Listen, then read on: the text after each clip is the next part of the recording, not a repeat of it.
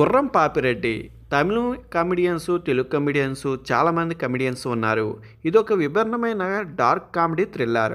ఒక తెలివైన వాడు తెలివి తక్కువ పని చేసినప్పుడు దానికి తెలివి లేని వాళ్ళు తోడైతే ఏం జరిగింది, దానివల్ల ఎన్ని ఇబ్బందులు పడ్డారనేదే ఆసక్తికరం.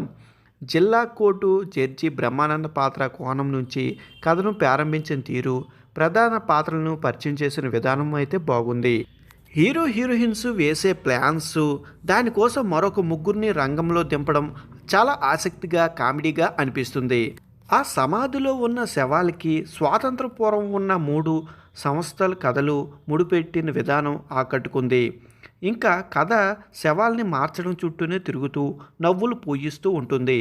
శ్మశానంలో శవాలు కానయం చేసే గొయ్యని జీవన్ కళింగ స్థాపన వారసుడిని పేర్కొంటూ పాపిరెడ్డి కోర్టు మెట్టు ఎక్కడంతో కథలో సంఘర్షణలు మొదలవుతాయి.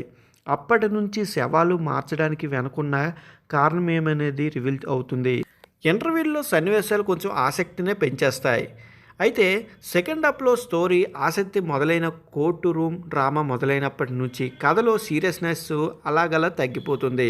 ఇక లాస్ట్కి క్లైమాక్స్ వరకు కథ అక్కడక్కడే తిరుగుతున్నట్లు అనిపిస్తుంది. గొయ్య జీవన్ కళింగ వారసుడు కోర్టును నమ్మించేందుకు హీరో వేసే ఎత్తుగడలు సిల్లిగానే ఉంటాయి. అతడి లక్ష్యం ఏమిటనేది చివరి వరకు బయట పెట్టకపోవడం కాస్త కన్ఫ్యూజన్ చేస్తాయి. ఇక రెండో భాగాన్ని లీడ్ చేస్తూ సినిమాను ముగించడం పర్వాలేదు అనిపిస్తుంది. టైటిల్ పాత్రలో నరేష్ అగస్య నటన, ఆయన పాత్రలోని కొన్ని భిన్న కోణాలు ఆడియన్స్ని అయితే అలరిస్తాయి. సౌదామిక ప్రాధాన్యమున్న పాత్రలో ఫరియా కనిపిస్తుంది. మిలిటరీ రాజ్ కుమార్ చిలిపిగా వసీదగౌడ్ నవ్విస్తాడు. గొయ్య పాత్రలో జీవన్ అమాయకమైన నటనతో ఆకట్టుకుంటాడు. జాతరత్నాల్లో జడ్జి పాత్ర గుర్తు చేసేలా ఇందులోని బ్రహ్మానంద పాత్ర తీర్చిదిద్దారు. యోగిబాబు పాత్రకు పెద్దగా ప్రాధాన్యత లేదు, కానీ డైరెక్టర్ కథ నడిపిన విధానం బాగుంది. కృష్ణ సౌరత్ సంగీతం, అర్జున్ రాజా ఛాయాగ్రహణం ఓకే, నిర్మాణ విలువలు బాగున్నాయి. సినిమా అయితే ఫుల్ కామెడీగా ఎంటర్టైన్మెంట్గా ఉంటుంది. జాతిరత్నాలు అంత కాకపోయినా పర్వాలేదు, నవ్విస్తుంది. ఒకసారి చూసేయండి మరి.